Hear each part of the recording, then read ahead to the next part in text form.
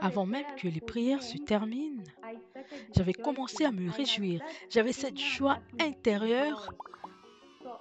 J'avais donc commencé à danser. J'ai senti ce bonheur extraordinaire.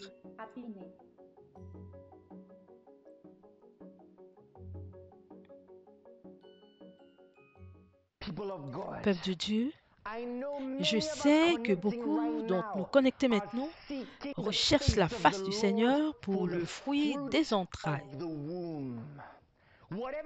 Quel que soit l'esprit qui entrave votre fécondité, soit supprimé au nom de Jésus. Je m'appelle Moulenga et je viens de Zambie. Tout a commencé en 2022 quand je me suis mariée.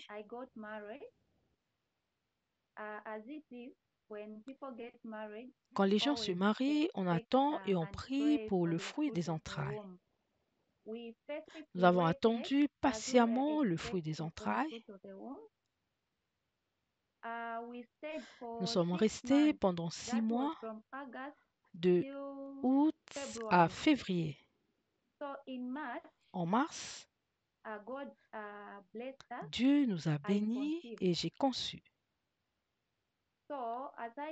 J'avais conçu au mois de mars, mais au mois de mai, j'ai fait une fausse couche. C'était en mars 2023 que j'avais conçu. Donc en mai 2023, j'ai fait ma première fausse couche. Dieu nous a bénis à nouveau et j'ai conçu. Et c'était en septembre. Nous étions heureux et nous croyions que tout irait normalement. Bien sûr, nous avons suivi les conseils du docteur, ne sachant pas que Dieu avait son propre plan. Donc, la même année, en septembre 2023, j'ai fait une autre fausse couche. C'était la deuxième fausse couche. Nous sommes donc retournés chez le docteur. Nous avons dit au docteur, nous avons encore fait une fausse couche. Nous avons pourtant suivi vos conseils. Il nous a dit, continuez simplement de croire. On a vu que ce n'était pas normal pour un chrétien de traverser certaines choses. À travers la compréhension humaine, c'était normal. Mais pour nous, on l'a vu comme ne pas être normal. Nous avons commencé à chercher plus loin dans la guidance du Seigneur. En décembre, je suis tombée sur Gasra TV. J'avais donc envoyé une demande de prière en décembre. J'ai été invitée par mail pour me joindre au service de prière en janvier 2024.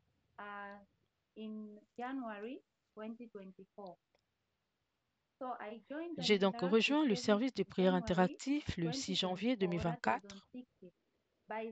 Mon mari n'était pas à la maison, il travaille normalement au bureau.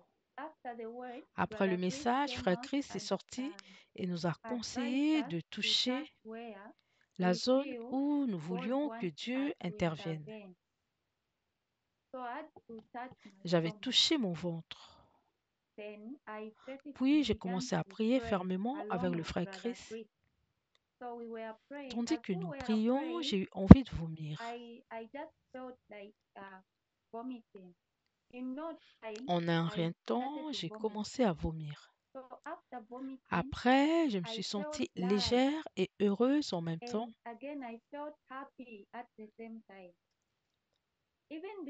Avant même que les prières se terminent, j'ai commencé à me réjouir. J'avais ce bonheur intérieur et cette joie. J'ai commencé à danser. J'ai simplement senti ce bonheur extraordinaire. Après les prières, mon mari est revenu dans la soirée. Je partageais avec lui ce qui s'est manifesté. Et il a dit, oh, nous remercions Dieu, nous croyons que Dieu a répondu. Ce même mois de janvier 2024, Dieu a répondu à nos prières. J'avais conçu le même mois en janvier. J'ai dit à mon mari, je ne retournerai pas à l'hôpital où j'avais été, j'irai simplement à la clinique près d'ici. C'est là que j'avais l'habitude d'aller pour mes visites prénatales. Depuis lors, Dieu m'a gardée en bonne santé. Je n'ai pas vécu de complications tout au long de ma grossesse. Je suis restée en bonne santé jusqu'au mois de septembre où j'ai accouché. Pendant l'accouchement, on m'a dit que le travail pourrait durer longtemps, mais pour la gloire de Dieu, je me suis réveillée sans signe de travail. C'était un jour où je devais me rendre à ma visite prénatale parce que c'était avant la date prévue de l'accouchement.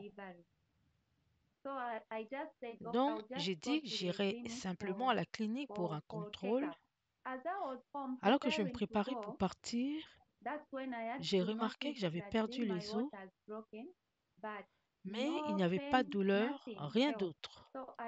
Je suis arrivée à l'hôpital en 10h et 10h30. À 13h exactement, j'ai accouché en toute sécurité. Voici donc le bébé.